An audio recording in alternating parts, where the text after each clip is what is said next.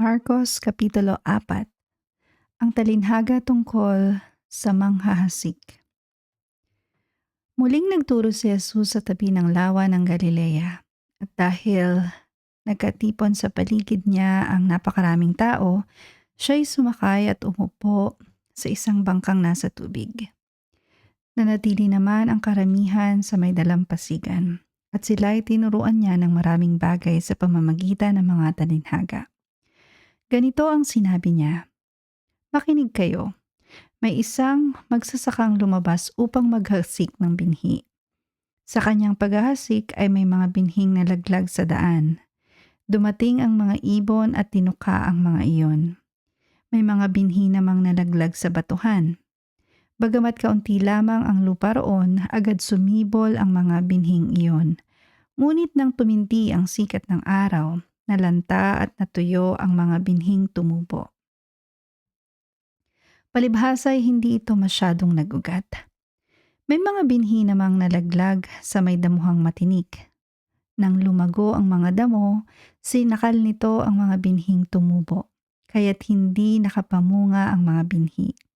At may mga binhi namang nalaglag sa matabang lupa.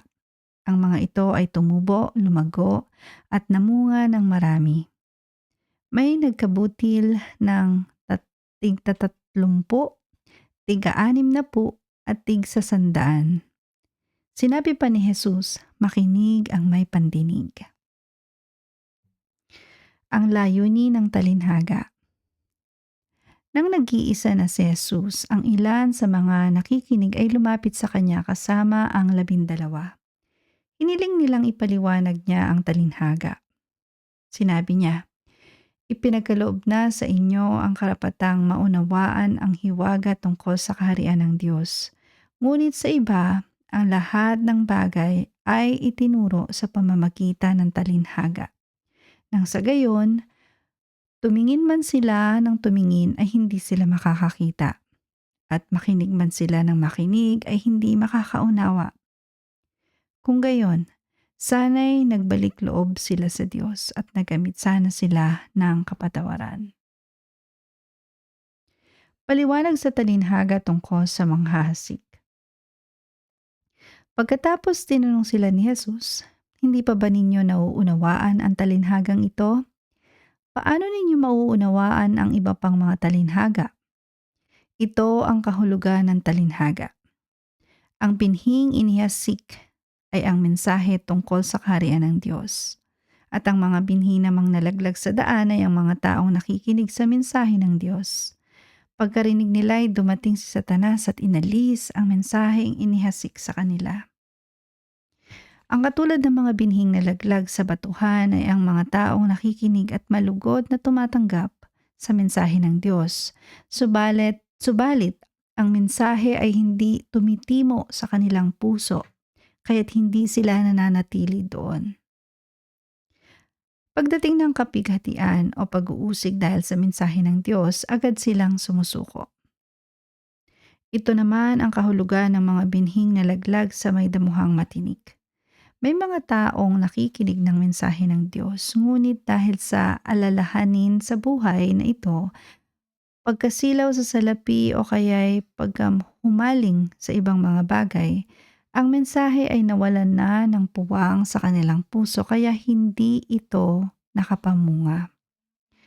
Ito naman ang kahulugan ng mga binhing nalaglag sa matabang matabang lupa.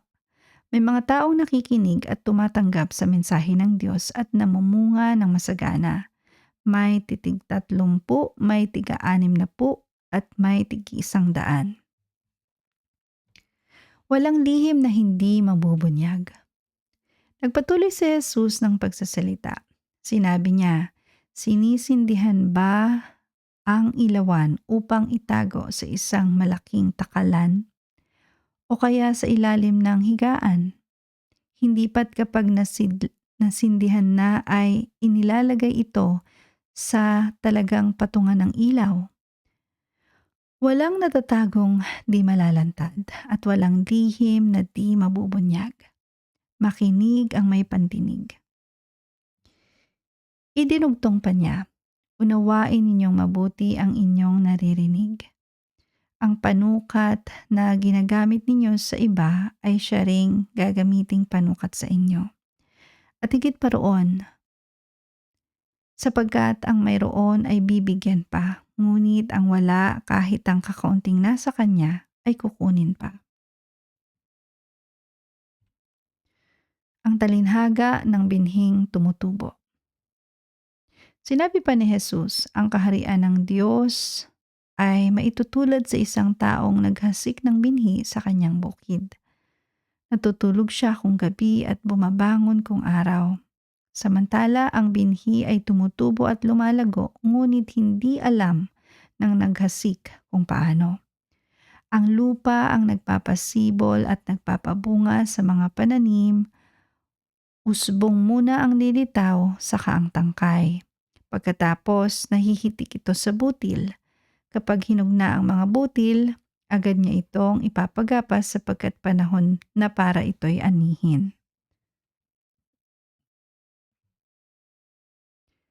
Ang talinhaga ng butil ng mustasa. Saan pa natin maihahambing ang kaharian ng Diyos? Anong talinhaga ang gagamitin natin upang mailarawan ito? Tanong ni Jesus. Ang katulad nito ay butil ng mustasa na siyang pinakamaliit sa lahat ng binhi. Ngunit kapag itinanim, ito'y lumalago at nagiging pinakamalaki sa lahat ng tanim. Ito'y nagkakasanga ng mayabong, kaya't ang mga ibon ay nakakapamugad sa lilim nito. Ang paggamit ng mga talinhaga. Ipinangaral ni Jesus sa kanila ang mensahe sa pamamagitan ng maraming talinhagang tulad ng mga ito. Ayon sa abot ng kanilang pangunawa, hindi siya nangaral sa kanila ng hindi gumagamit ng talinhaga. Ngunit ipinapaliwanag niya ang mga ito sa kanyang mga alagad kapag sila-sila na lamang. Pinatigil ni Jesus ang bagyo. Ginagabi ay sinabi ni Jesus sa mga alagad, tumawid tayo sa ibayo. Kaya't iniwan nila ang mga tao at sumakay sila sa bangkang sinasakyan ni Jesus upang tumawid ng lawa. May iba pang mga bangkang nakisabay sa kanila. Habang naglalayag, inabot sila ng malakas na bagyo, kaya't ang bangkang sinasakyan nila ay hinampas ng malalaking alon at ito'y halos mapuno ng tubig. Si Jesus ay natutulog noon sa may hulihan ng bangka. Nakahilig sa isang unan. Ginising siya ng mga alagad at sinabi, Guro, baliwala ba sa inyo kung mapahamak kami? Bumangon si Jesus at iniutos sa hangin, tigil. At sinabi sa alon, tumahimik ka. Tumigil nga ang hangin at tumahimik ang lawa. Pagkatapos, sinabi niya sa mga alagad, bakit kayo natatakot? Hanggang ngayon ba'y wala pa rin kayong pananampalataya? Natakot sila ng labis at namangha. Sabi nila sa isa't isa, anong klaseng tao ito? Pati hangin at lawa ay sumusunod sa inuutos niya. Ang Diyos ang magpala sa pagbasa ng kanyang salita.